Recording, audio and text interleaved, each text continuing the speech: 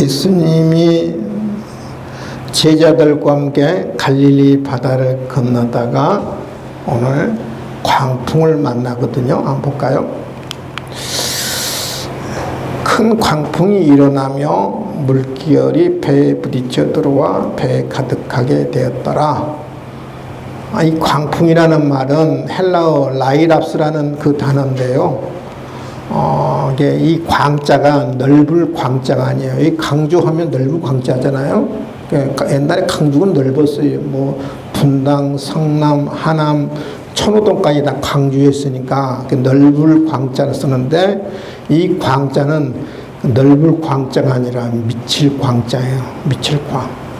그러니까 미친 바람이라는 말이거든요. 이 바람이 보통 일정한 바람이 불잖아요. 우리 겨울에는 주로 북쪽에서 주로 불고요. 여름에는 주로 남쪽에서 우리나라는 불잖아요. 북서풍이 불든지 아니면 북동풍이 불든지 아니면 남동풍이 불든지 남서풍이 이렇게 여름에는 주로 남쪽에서 불고 겨울에는 우리나라는 주로 계절풍이라고 그러죠. 북쪽에서 부는. 이 바람은 일정한 방향으로 대체로 붑니다. 서쪽에서 부는 때 제가 기억으로는 서쪽에서 바람이 불면 어르신들이 뭐라고 그래요? 아, 비가 오겠구나. 기억나세요? 저만 기억하고 있나요? 그러니까 뭐 동쪽에서 남쪽으로 불든지 방향이 일정한 방향인데 이 광풍은 방향이 없어요. 갑자기 북쪽에서 남쪽으로 불다가 갑자기 또 남쪽에서 북쪽으로 불고 또 갑자기 동쪽에서 서쪽으로 불고 또 서쪽에서 북쪽으로 불고 이 일정한 방향이 없이 마음대로 부는 거예요. 해오리 바람 같은 걸까요? 해오리 바람 같은 아마 그런 바람 같아요. 큰 광풍이 일어나며 물결이 배에 부딪혀 들어와 배에 가득하게 됐더라. 배에 물 가득 차게 됐어요. 그러면 어떻게 물에 가득 차면 배는 어떻게 돼요? 침몰을 하잖아요. 그렇죠? 바다에 빠지거든요. 근데 이 광풍은 좀 특징이 있는 것 같아요. 제가 보니까 좀 특이한 점이 있는데 왜 이 광풍이 특이하냐면 특이한 것이 두 가지 있어요. 이 특이한 것은 먼저 바다를 건너자고 제안한 사람들은 제자들이 아니에요. 제자들이 예수님 좀 바다를 건넜으면 좋겠습니다 해서 건넌 게 아니고 예수님이 바다를 건너자고 제안을 했어요. 35절에 이제 그날 저물 때 제자들에게 이르시되 우리가 저편으로 건너가자 하시니 그럽니다. 제자들이 요구한 것도 아니고 예수님이 건너가자고 했을 때 제자들과 함께 지금 바다를 건너가고 있어요. 그러니까 이 광풍은 불순종에서 일어난 광풍이 아니에요. 순종하면서 건너는데 광풍이 분 거예요. 미친 바람이 분 거거든요. 요나가 불순종에서 도망가다가 풍랑을 만나지요. 요나처럼 불순종해서 광풍을 대풍을 만난 게 아니고 순종해서 가는 길임에도 불구하고 큰 미친 바람을 만나거든요. 두 번째는 볼까요? 어떤 특이한 점이 이 광풍에는요. 예수님과 함께 바다를 건너다가 광풍을 만난 겁니다.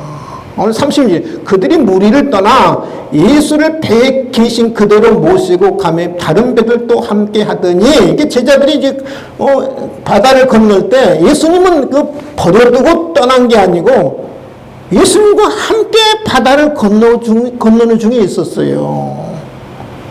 예수님이 함께하는 그런 바다였단 말이에요. 배에 있어요. 그런데도 불구하고 제자들이 뭘 만나느냐?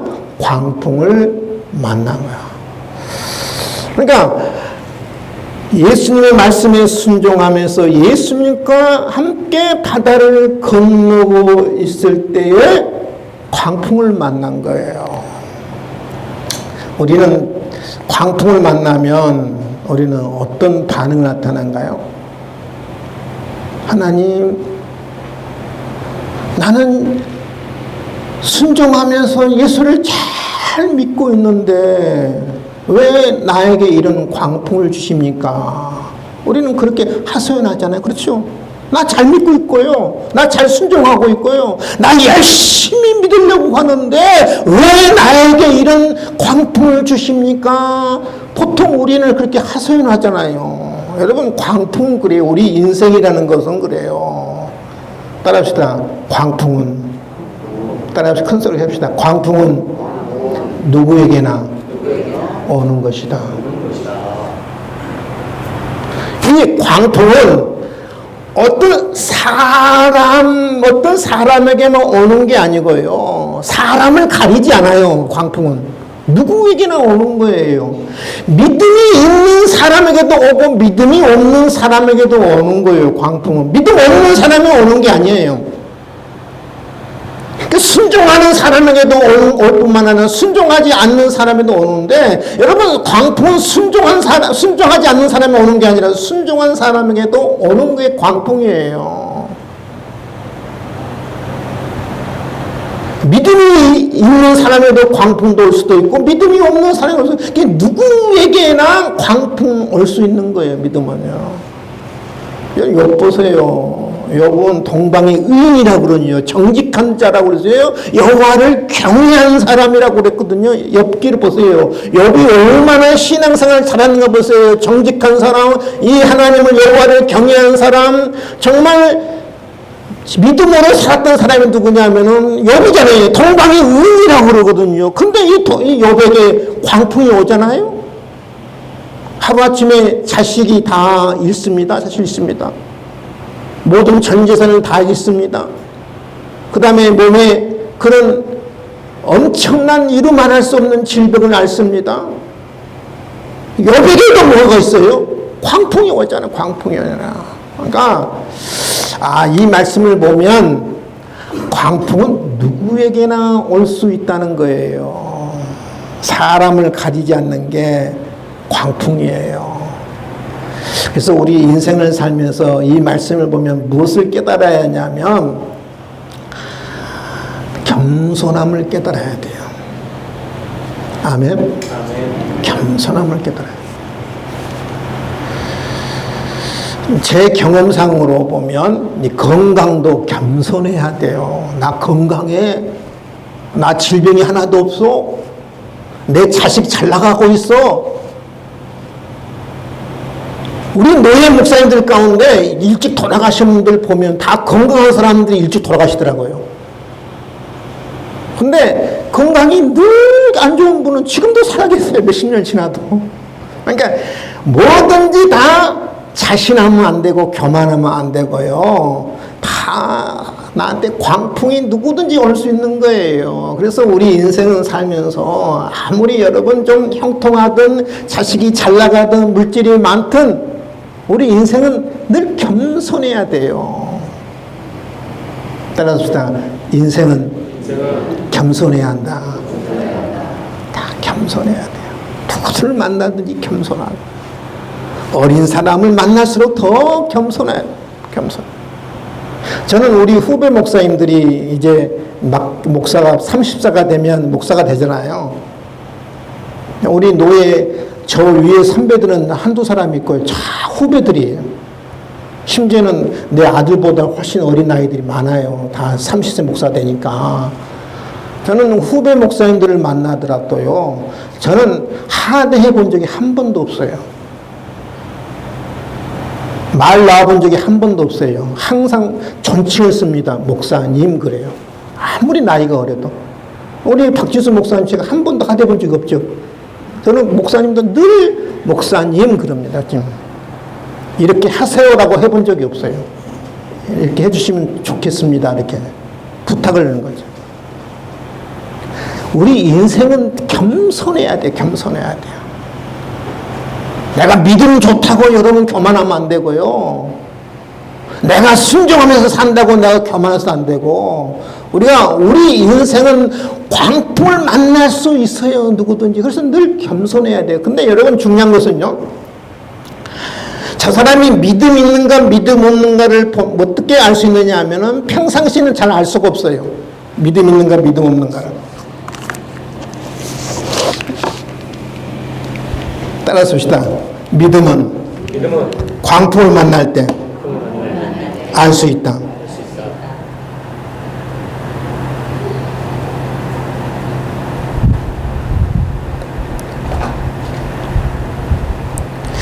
따라서 믿음은 광풍을 만날 때 알 수 있다. 그러니까 우리 주님은 광풍을 만날 때 우리 믿음이 드러나거든요. 그러니까 우리 믿음이 참 믿음을 드러내기를 주님은 원하세요. 우리 주님은 참 믿음을 드러내기를 원하는데, 그래서 우리 주님이 오늘 본문에 보면 참 믿음이 뭔가를 본문 속에 자신이 먼저 보여줘요. 그래서 우리도 참 믿음의 모습을 담기를 주님이 원하세요. 참 믿음이 뭔가? 오늘 말씀 여러분 잘 유념해 들으셔야 참 믿음이 뭔가. 먼저 우리 주님이 먼저 보여줘요. 주님. 야! 너희들의 광풍을 만났는데 너희야말로 이 광풍이야말로 참 믿음을 보여줄 때야. 참 믿음이 뭔지 아니? 참 믿음은 이런 것이란다 라고 주님이 제자들에게 먼저 보여줘요. 참 믿음이 뭔가? 참 믿음은요, 따라합시다. 광풍 속에서도 자는 것이다. 미친 바람이 부는데도 그 속에 자는 것이 참 믿음이에요. 우리 예수님이 그것을 참 믿음을 보여주거든요. 38절에 그랬죠. 예수께서 고물이 어딘지 아세요? 고물. 여기 막 물건 버려진 것을 고물이라고 해요. 그 고물 이야기하는. 여기서 고물은 베티를 이야기합니다. 베티. 앞에를 뭐라면 선수라고 그러고, 앞에를 선수라고 그러고, 베티를 고물이라고 그래요. 예수께서 베티 편에서 주무신데 무엇을 베고 주무세요? 베개를 베고 주무세요. 아마 이 베개는 아마 나무로 만든 베개겠죠. 나무 베이니까 베개를 베고 주무시더니 예수 제자들이 깨우며 이르되 선생님이 우리가 죽게 된 것을 돌아보지 아니하시나이까 하니. 제자들은 아비규환이거든요. 아우성이잖아요. 죽게 되었다고 지금 아우성입니다. 당연하죠, 여러분요. 지금 그 광풍이 불어나고 물결이 배에 부딪혀서 그 물이 이 배 위에 지금 하나하나 쌓여서 지금 가득 차게 되어서 지금 침몰하게 되는데, 여러분, 이 아우성 안 칠 사람이 누가 있겠어요? 그러잖아요. 태어날 사람이 누가 있겠어요? 제자들은 당연히 아우성이고 아비규환이고 죽게 됐다, 왜 우리를 돌아보지 않을까, 이렇게 하소연하고 당연한 거잖아요. 근데 여러분, 우리 예수님과 제자들과 너무 다르잖아요. 제자들은 죽게 됐다고 아우성인데 예수님은 뭐예요? 지금 주무시고 계시잖아요. 한번 물어보겠어요. 이런 상황이면 잠자는 게 정상입니까? 잠자지 않는 게 정상입니까? 네? 오지사님, 이 상황이면 주무시겠어요? 일어나겠어요? 네? 지금 우리 예수님은 사실은 비정상이잖아요. 비상식적이잖아요. 지금 배가 지금 침몰할 지금 지경에 놓였는데 예수님은 지금 주무신 거예요. 말이 되냐 말이에요. 물이 가득 찼는데, 침몰할 상황인데, 그러면 우리 예수님이 왜 여기서 이런 주무신다 생각하세요? 이제 주무시는 이유가 뭘까요? 피곤해서요? 피곤해서 우리 예수님은 주무실까요? 상황을 몰라서요? 저는 예수님이 여기서 주무신 것은 굉장히 의도적이라고 봐요. 의도적으로. 마가가 이것을 마가복음 4장에 기록하고 있는데, 여러분, 예수님이 주무셨다는 기록이 성경에 보면 딱 한 군데 나와요. 여기 한 군데 나와요. 38절 한 군데 딱 나옵니다. 예수께서 주무시더니, 한번 다른 성경 보세요. 공간 보면 예수님 주무셨다는 글이 있는가 보세요. 없어요. 딱 한 군데 나와요. 예수님이 의도적으로 주무셨고, 이 마가가 의도적으로 이 주무셨다는 것을 저는 기록했다고 봐요. 의도적으로. 뭔가를 목적이 있었어. 근데 예수님이 이 속에서 참 믿음의 모습을 보여요. 참 믿음은 이런 것이란다. 광풍 속에서도 잠자는 것이란다. 광풍 속에서도 내가 두려워하지 않는 것이란다. 광풍 속에서도 내가 무서워하지 않는 것이란다. 광풍 속에서도 이렇게 죽게 되었다고 아우성치지 않는 것이 참 믿음이란다. 제자들에게 우리에게 보여주고 싶어서 저는 의도적으로 우리 예수님이 주무셨고 마가는 일부러 주무셨다고 그것을 의도적으로 기록하고 있거든요.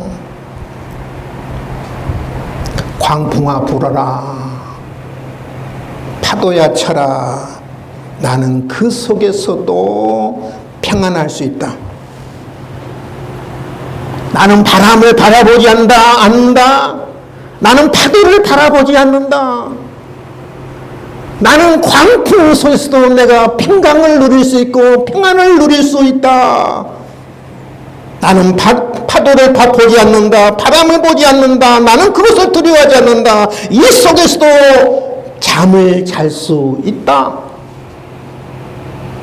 참 믿음의 모습을 예수님 보여주거든요.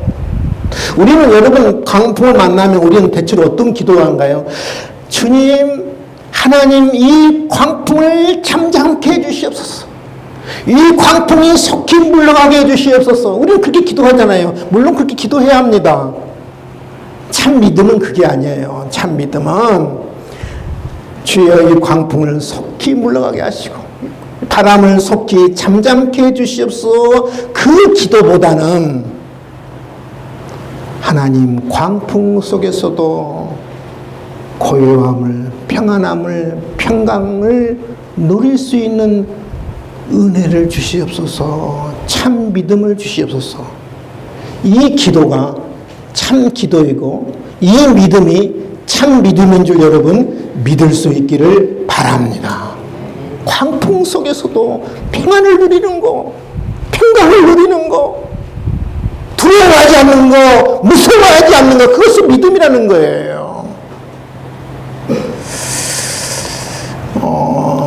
여러분 태풍이 불면 우리나라의 태풍은 저 적도에서 처음 발생하잖아요.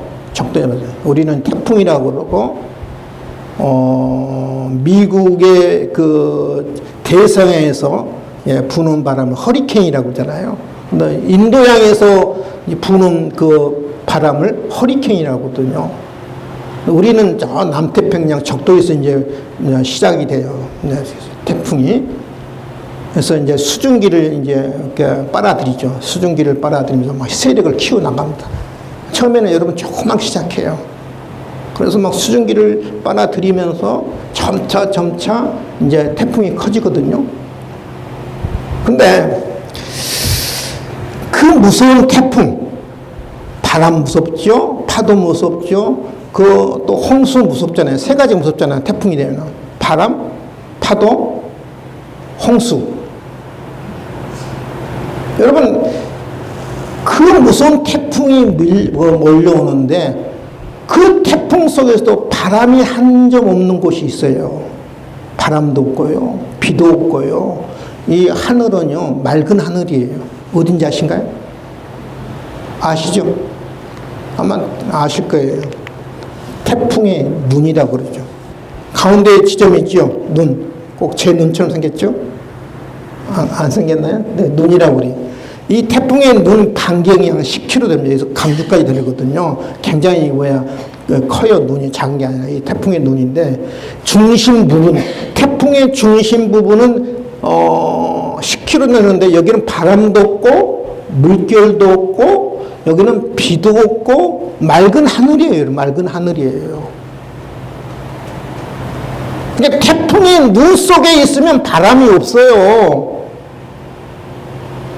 제가 이 이야기를 왜 말씀을 드리냐면 우리가 주님 안에 있으면 하나님 안에 있으면 아무리 태풍이 불어도요 아무리 여러분 광풍이 불어도 그 속에서도 평강을 누릴 수 있고 평안을 누릴 수 있고 그 속에서도 내가 두려워하지 않을 수 있는 거예요. 내가 주님 안에 있으면 우리 태풍 중심 안에 있으면 태풍의 눈 안에 있으면 바람이 없듯이 주님 안에 있으면 내가 그 속에서 광풍 속에서도 내가 평안함을 누릴 수 있는 거예요. 믿으시면 아멘? 그래서 우리 예수님이 광풍 속에 주무시는 거예요, 여러분. 이게 참 믿음인 거예요. 막 무서워하고 두려워하고 막 벌벌 떨고 어쩔 바를 모르고 그건 믿음이 아닌 거예요. 믿음이 아닌 거예요. 믿음은 광풍 속에서도 잠을 자는 것이 참 믿음이다. 참믿음은 두 번째 뭐냐면 광풍을 꾸짖는 것이다.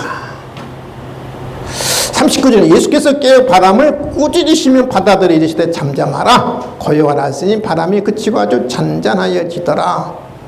여러분 꾸짖다는 단어가 참 재밌잖아요. 보통 우리가 꾸짖을 때 누구를 꾸짖어요? 요양견 꾸짖잖아요. 그렇죠? 저는 우리 집 요양견이 좀 자주 꾸짖거든요. 주로 우리 요양견은 그 오줌을 못 가려요. 아무데나 싸요. 막 그러니까. 그럴 때, 야, 이놈아, 너 아무데나 오줌 싸면 어떻게 되냐? 꾸짖어요. 그러니까 보통 이제 요양견이 말 안 들 때 꾸짖잖아요. 그렇죠. 그 아이들을 꾸짖잖아요. 아이들. 그렇죠? 우리 손자가 오면은, 야, 너 조용히 좀 해. 뛰어다니지 마. 늘 꾸짖거든요. 왜냐면 위에서 올라오니까. 소음 때문에 올라오니까. 그래서 늘 우리 예성의 예안이가 오면 늘 꾸짖어요. 야, 뛰어다니지 마. 뛰지 마. 근데 여러분, 우리가 예양견이라든지 어린아이들은 이게 생명체이니까, 인격체이니까 꾸짖으면 들어요. 근데 바람은 뭐예요? 무생물이잖아요. 귀가 있어요, 없어요? 바람이? 예? 바람이 없잖아요. 바람이 없어요. 바람은 귀가 없어요. 근데 마치 무생물에게 마치 귀가 있는 것처럼 우리 예수님께 바람을 꾸짖은 거예요. 생명체인 것처럼 인격체인 것처럼 우리 예수님이 꾸짖어요. 근데 꾸짖으니까 잠잠해라. 그래 꾸짖으면 야, 너 잠잠해. 너 조용히 안 할래? 그 말이거든요. 너 조용히 안 할래? 너 잠잠하지 않을래? 아마 우리 예수님 그렇게 했을 거예요. 너 조용히 안 할래? 너 잠잠하지 않을래? 그러면 그랬을 거예요. 근데 무생물이 마치 귀가 있는 것처럼 그렇게 말씀하니까 바람이 그치고 아주 뭐였더라? 잔잔하여 지더라. 그러요. 귀도 없는데 바람이 예수님의 말씀을 그대로 듣거든요. 왜 들을까요? 네? 왜 바람이 귀도 없는데 왜 들어요? 절 좀 보세요. 제가 윗돌이 벗을까요? 아직도 조보고 계신 분. 근데 제가 말해도 여전히 조보고 계신 분 계세요. 여기까지 가면 이제 조금 깰지도 몰라요. 여러분, 왜 바람이 꾸짖었을 때 기도 없는데 왜 순종해요? 네? 여러분, 바람을 만드신 분이 누구예요? 예수님이시잖아요. 성부 하나님과 성자 하나님 예수님이잖아요. 성부 하나님, 성자 하나님, 성령 하나님, 삼일체 하나님이 바람을 만드시고 우주를 만드시고 나를 만드셨잖아요. 그러면 바람의 주인은 누구예요? 예수님이잖아요. 주인이 말하는데, 만드신 분이 말하는데, 야, 너 조용히 안 할래? 그러니까 주인이 말하기 때문에 이 바람이 뭐냐? 순종하는 거예요. 순종하는 거예요.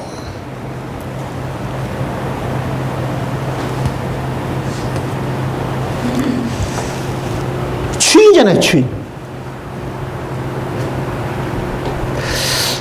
우리가 인생 살면서 다 강풍을 만날 수 있어요. 저도 만날 수 있고.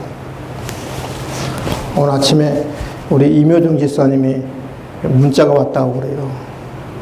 문자 내용이 뭐냐 그래요.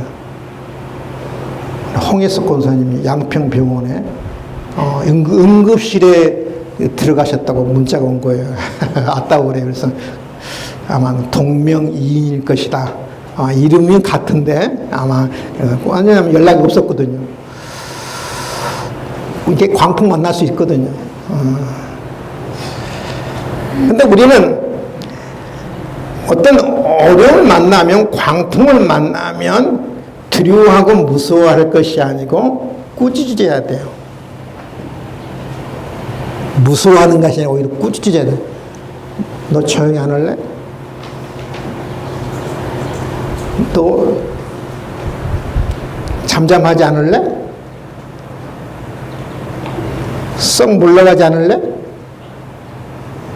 따라합시다. 썩. 따라합시다. 썩. 물러가지 않을래? 아멘? 왜 우리가 이렇게 꾸짖으냐면 내 안에 누가 계세요? 삼일체 하나님 계시잖아요. 성부 하나님, 성자의 하나님, 성령의 하나님, 삼일체 하나님이 계시잖아요. 전능자 하나님이 내 안에 계시잖아요. 내가 꾸짖을 때 나는 능력이 없고 나는 힘이 없지만 내 안에 계시는 전능자 하나님이 능력이 나타나는 거예요. 믿으시면 아멘? 어떤 문제를 보고 우리는 두려워하는 것이 아니라 꾸짖어야 돼. 너 철회 안 할래? 물러가지 않을래? 잠잠하지 않을래?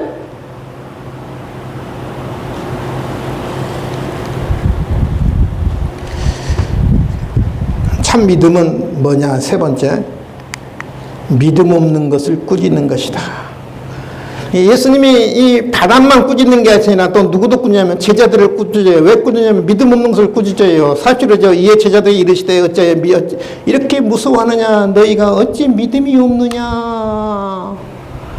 바람만 꾸짖는 게 아니라 믿음 없는 제자들을 꾸짖거든요. 근데 왜 지금 제자들이 무서워하고 두려워하느냐? 예수님은 지금 편안히 잠을 주시는데 믿음이 없기 때문에 그래요.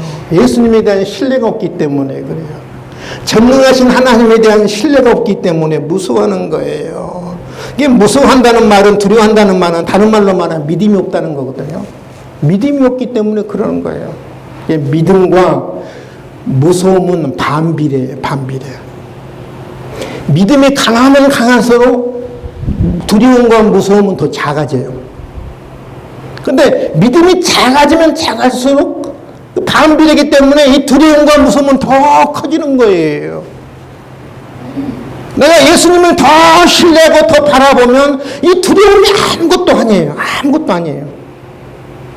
그냥 우리 꾸짖으면 되는 거예요. 없어져요. 사라져요. 근데 믿음이 작으면 이 작은 것도 크게 받아들여 나를 삼켜버려요. 삼켜버려요. 그래서 두려워하고 무서워하고 공포에 질리고 좌절하고 절망하고 낙심하고. 왜 무서워하느냐? 믿음이 없기 때문에 그래요. 믿음이 없기 때문에. 여러분, 우리 인간이기 때문에 늘 광풍을 보고 우리가 무섭고 두려워할 수밖에 없죠. 그럴 때 우리는 꾸짖어야 돼. 뭘 꾸짖냐냐? 내 믿음 없는 걸 꾸짖어야 돼.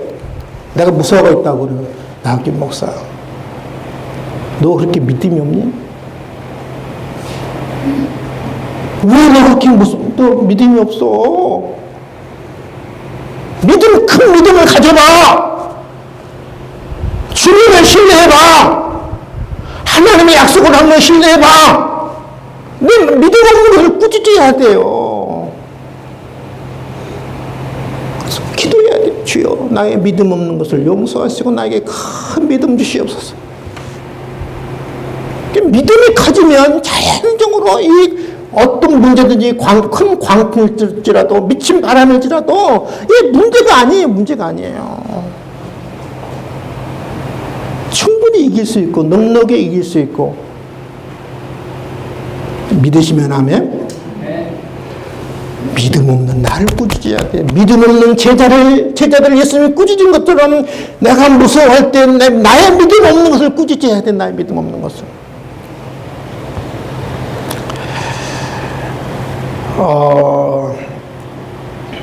바람이 태풍이 불 때 여러분 세 가지 중에 뭐가 제일 무서운가 한번 생각해 보세요. 태풍이 불면 세 가지 현상이 나타나잖아요. 폭우가 쏟아지죠. 그렇죠? 이제 적도에서 수증기를 빨아들이고 뭐 구름을 빨아들이고 점차 세그를 켜가지고 많은 비가 오거든요. 첫 번째 태풍이 불면 큰 비가 내립니다. 두 번째 어떻게 해요? 큰 바람이 불잖아요. 그러죠. 큰 바람. 세 번째 뭐예요? 파도가 치잖아요. 여러분 가운데 세 가지 중에 뭐가 제일 무서워요? 목사님 뭐가 제일 무서우셔요? 태풍 불 때. 바람. 권사님 뭐가 제일 무서우실 것 같아요? 바람과 폭우와 파도. 번개. 에? 뭘요? 번개. 이 세 가지 안에 번개 들어가 안 들어가요? 집사님 혹시 주무시다가 혹시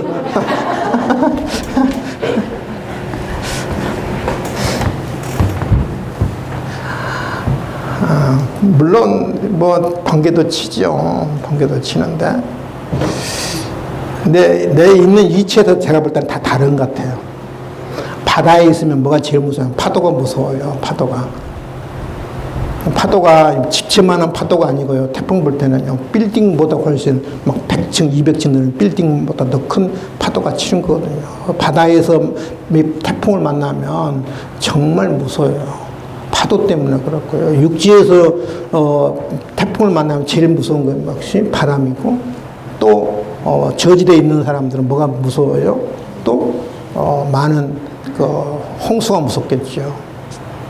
태풍은요, 가만히 생각해 보면 우리 인간들을 참 힘들게 한 게 사실 태풍이에요. 근데 여러분, 태풍이 우리에게 그 해만 주느냐? 저는 아니라고 봐요.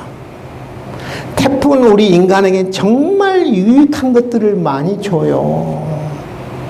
제가 볼 때는 4가지 유익한 게 있던 것 같아요. 먼저, 여러분, 봄에서 우리나라하고 가을에, 여름에 가보면 섬지방에, 도서지방에 주로 뭐 때문에 고생들어요?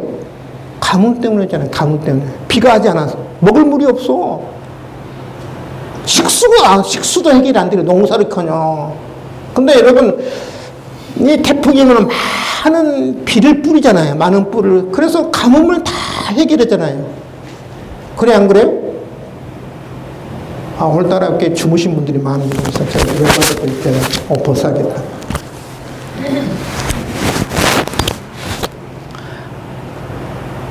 날씨가 그래요. 날씨가 지금 좀 졸리기 참 좋은 시간인데, 제가 뭔 얘기 하다가 내가 말았어요. 그러니까 여러분 주무시면 그런다 해서 잊어버린다니까요. 에? 많은 비. 해갈을 해, 해갈을. 농사를 지을 수 있고, 식수를 해결할 수 있고, 태풍이 몰려오면 나쁜 것만 있는 게 아니에요. 가뭄을 해결해줘요. 특히 그 천수덕 같은 비가 와야 농사 짓는 데 많잖아요, 여러분요. 특히 도서지방에. 두 번째, 무슨 도움이 주냐면, 태풍이,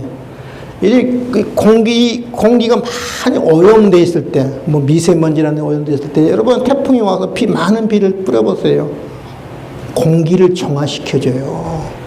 아마 태풍이 없으면, 이 공기 정화가 안 될 거예요. 오염, 다 그 오염을 마셔야 해요. 태풍이 한번 몰려가면 이 바람에 의해서 다 오염이 다 이렇게 사라지고요. 비에 의해서 다 땅으로 내려와요, 여러분요. 공기를 정화시켜주는 거예요, 공기를. 세 번째, 이 태풍이 무슨 유익을 주느냐면요. 여러분, 파도가 치잖아요. 막 이렇게 휘다고 치잖아요. 이 바다에 있는 생명체들도 뭐가 있어야 살아요? 이 산소가 있어요, 산소가. 근데 이 태풍이 다 휘저버거든요. 밑에도 다 휘저버려가지고, 그 바다에 무엇을 공급하느냐 하면은 산소를 계속해서 공급해줘요, 산소를. 그래서 산소를 공급하기 때문에 이 바다에 있는 생명체들이 잘 살 수 있어요, 여러분요. 산소를 공급해줘요. 또 마지막, 4번째는 뭐냐면, 여름으로 넘어가면 이 바다에 특별히 이게, 연안에 있는 그 바다들이 무슨 현상이 나타나면 적조 현상이 나타나요. 뭔 말인지 아시죠? 적조 현상. 바다가 그냥 썩어요. 그냥 처음에는 좀 파랗게 되다가, 그 다음에는 빨갛게 돼요. 이렇게 지금 여러분 앉아있는 그 의자가 빨갛잖아요. 이렇게 빨갛게 되는 거예요. 그러면 적조 현상이 나타나면 어떤 현상이 나타나냐면은 이 가두리 양식장, 양식하는 사람, 양식장 있잖아요. 가두리 양식장. 다 폐사가 돼요, 여러분. 폐사가 돼요. 그래서 농부들이 어떤 이 적조 현상을 조금 해소시키기 위해서 어떻게 해요? 적조 현상이 나타나면? 농부들이 어떻게 했던가요? 배에다가 무엇을 씌워요? 황토를 싣잖아요, 황토. 황토를 실어가지고 바다에 막 뿌리고 다니잖아요. 황토를 뿌리면 좀 적조 현상이 조금 좀 감소된다고 그래요. 그 넓은 바다를 여러분 어떻게 황토를 다 뿌리겠어요? 그러잖아요. 가만히 앉아서 그 고기들을 죽일 수가 없으니까 어떻게 해보려고 또 해보려고 무슨 도움이 되겠어 그게 그 넓은 바다. 근데 여러분 태풍이 한번 싹 지나가 보세요. 적조 현상이 싹 사라지는 거예요. 싹. 거기에 산소도 공급하고 위에서부터 아래에서부터 위에까지 전부 다 이렇게 뒤엎어가지고 이 적조 현상을 다 해소시키는 거예요, 여러분. 제가 여러분에게 말씀드리게 그래서 성경은 이렇게 이야기합니다. 우리가 알거니와 하나님을 사랑하는 자 곧 그의 뜻대로 부르심을 입은 자들에게 모든 것이 합력하여 선을 이루느니라. 하나님이 우리를 사랑합니다. 나를 부르셨습니다. 믿으시면 하면 나를 사랑해서 나를 부르셨어요. 그런데 하나님이 나를 사랑하여 부르신 우리 인생들은 모든 것이 합력하여 불행한 너 있고 손해본 너 있고 내가 사기당한 너 있고 내가 어떤 성공한 것도 있고 모든 것을 조합을 해서 합력하여 따라서 유익을 선이라는 말은 유익을 이루는 하나님 봤을 때 유익을 이루는 거예요. 나를 유익하게 하는 거예요. 광풍이 때로는 나에게 아픔도 주고 손도 주지만 그 광풍이 합력하여 나를 유익하게 만드는 것이 광풍이라는 거예요. 믿으시면 하면? 우리가 그것을 안다고 그러면 우리 주님처럼 광풍을 만났을 때 나는 광풍 속에서도 나는 바람 보지 않고 파도 바라보지 않고 무서워하지 않고 두려워하지 않고 내가 그 속에서도 잠을 자고 이게 믿음이라 참. 광풍 속에서도 내가 마음의 평안함을 유지하고 평강을 유지하는 게 이게 믿음이라는 거예요. 광풍은 무서워한 것이 아니라 두려운 것이 오히려 광풍을 꾸짖는 거예요. 잠 좀 해라. 조용히 안 할래?